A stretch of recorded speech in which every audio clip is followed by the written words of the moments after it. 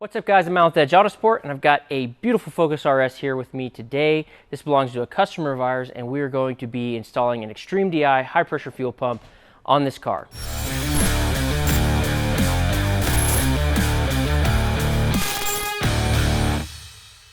Oh look, an Xtreme DI high pressure fuel pump.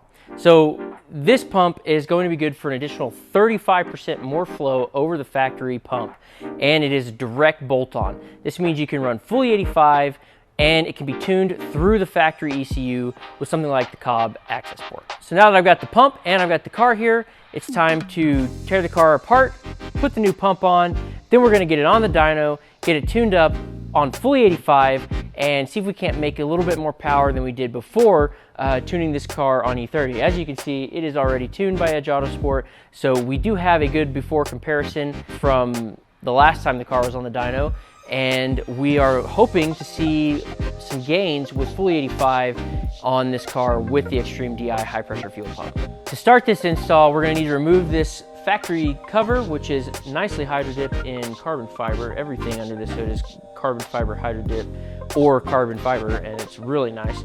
But we're going to get rid of this factory cover. We're going to pull the intake tube out. We might have to pull the battery out, and he's got a radium catch can right there that we may also have to get out of the way in order to access the high pressure fuel pump, which sits right behind the intake tube right there.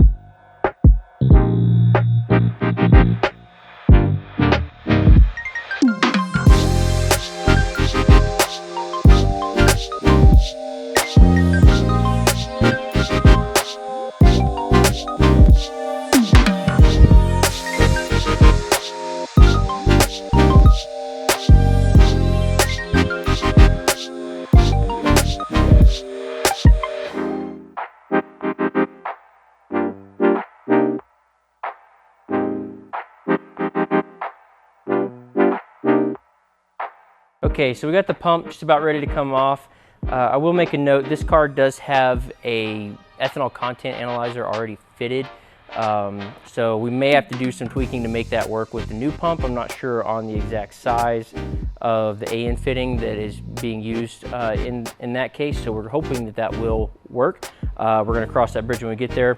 Also because of that, I couldn't get the fuel line off the pump where it's at the moment, so I'm going to pull the pump off to give me some room in order to get to that fuel line a little bit easier. But normally if yours was stock, you would be able to get it off a lot easier. You'd want to take that off from your stock pump before you remove the pump. But anyways, the pump is just about ready to pull out. Just got to loosen these bolts a little bit more and we should be good to go. Fortunately, it also looks like the lobe is on the downside, so it's not sitting on the high side of a lobe right now on that camshaft, which means it's not super compressed, which is nice.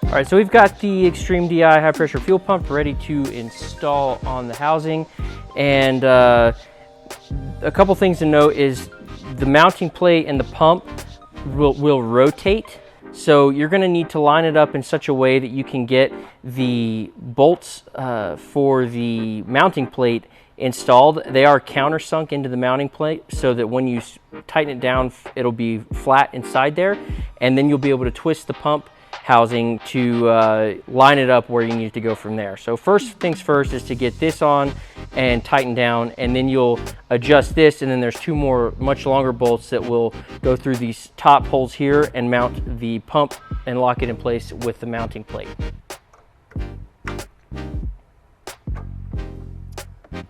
Also, one other quick thing to note, the cam lobe in there is going to have like its peaks and its flat spots, and you want to make sure that the cam follower is as far down as it can go, and it's not sitting on top of the cam lobe. Otherwise, when you start to tighten the mounting plate on there, it's going to just separate it from the pump housing, and then you're going to have trouble getting that to be bolted down later. What I did in order to find the right spot with the cam lobe is I had a friend put the car in gear and then push the car from the back forward and backwards, and I put my finger down in the hole with the cam follower, and I could feel when it got to the bottom point and started to come back up again, and we found where it was at the bottom that way. You can also use a wrench on the crank pulley bolt to turn the motor that way.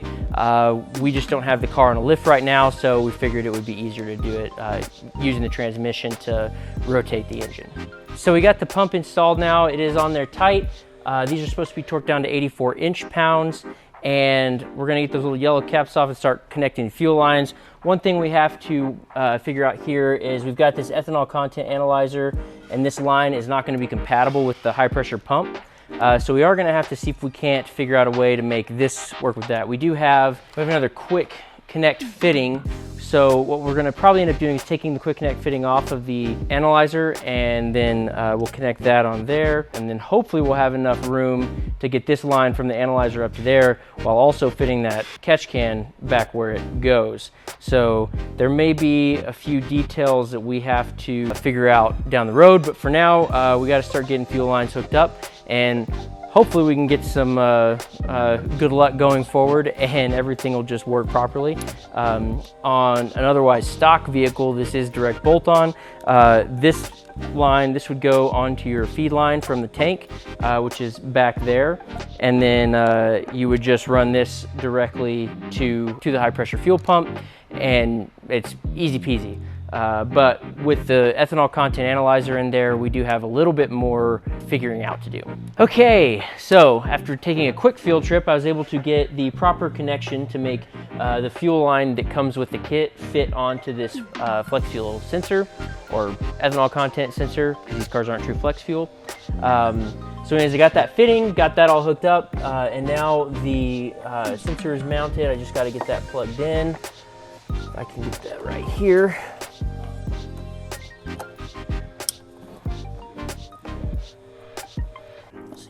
Stuff that back in there like that. And then now it's just a matter of putting things back on. We had this fuel line that we don't need anymore, which I'll give back to the customer.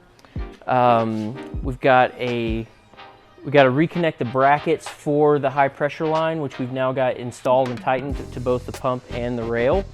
And there's a few plugs that I unplugged to make stuff easier to get to, and we got to get those back in. And then also, I didn't show this, but this is the bracket that goes around the high pressure fuel pump. It does not get reused. It does not fit with the upgraded pump. There are some points where the O2 sensor connectors are mounted to this, and those are no longer mounted to anything. So I am going to get back there with some zip ties and make sure they're tightened up and not going to flop around.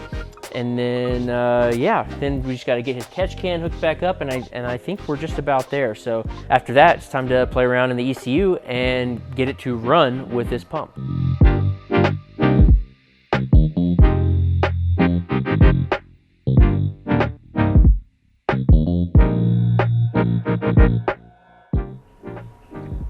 Yeah, that's about 13% ethanol. So I'm very tired now. The install is complete. Had to go source a few parts to make it work with the customer's current setup. No big deal, we got it done, and the factory pump is out. The Xtreme DI high pressure fuel pump is in. Now I'm gonna go grab my laptop, get a map on this car so that we can start it up and make sure it drives and doesn't blow fuel everywhere. And if it passes that test, then we can put it on the dyno, throw some ethanol in it, and tune it. All right, well, I'm gonna fire this up, and if fuel doesn't spray everywhere, we will consider that a win.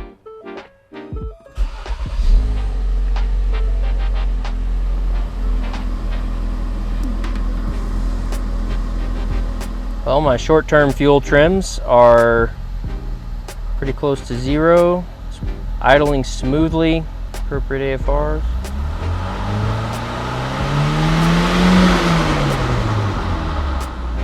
We seem to be okay, at least for now. So it's got a map that the car can drive on now, so we can at least move it in and out of the shop. And I think that's going to be all for today. Tomorrow we're going to get it on the dyno and tune it. We did run out of time today, so in this video there will be some continuity errors in that I will not be wearing this shirt tomorrow. the next day. Day 2 of the XDI install on this Focus RS. Car is on the dyno. We've got 91 in the tank, very tiny amount of 91 in the tank. We're gonna make a baseline pull on the 91 tune, which we did, man, I think it's been about a year ago. And then we're gonna throw in some ethanol and like fully 85. Actually, he's got an ethanol gauge. I'm probably gonna cut it off at about E70 because I know that's where the pump ethanol is gonna be at, but that's neither here nor there. We are running a very large amount of ethanol in this car. It is stock turbo, and we're gonna see what we can make with the added ethanol over the E30 tune that we did last time.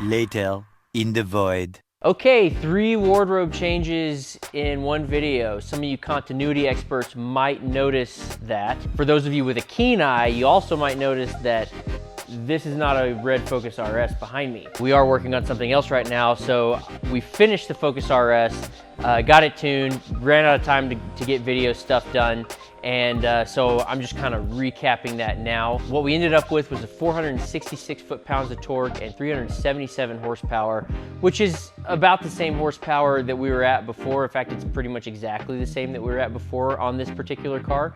But we did gain a bit of torque. I think it was at 430 foot-pounds of torque. We took it up to 466 foot-pounds of torque, running fully 85 as opposed to E30.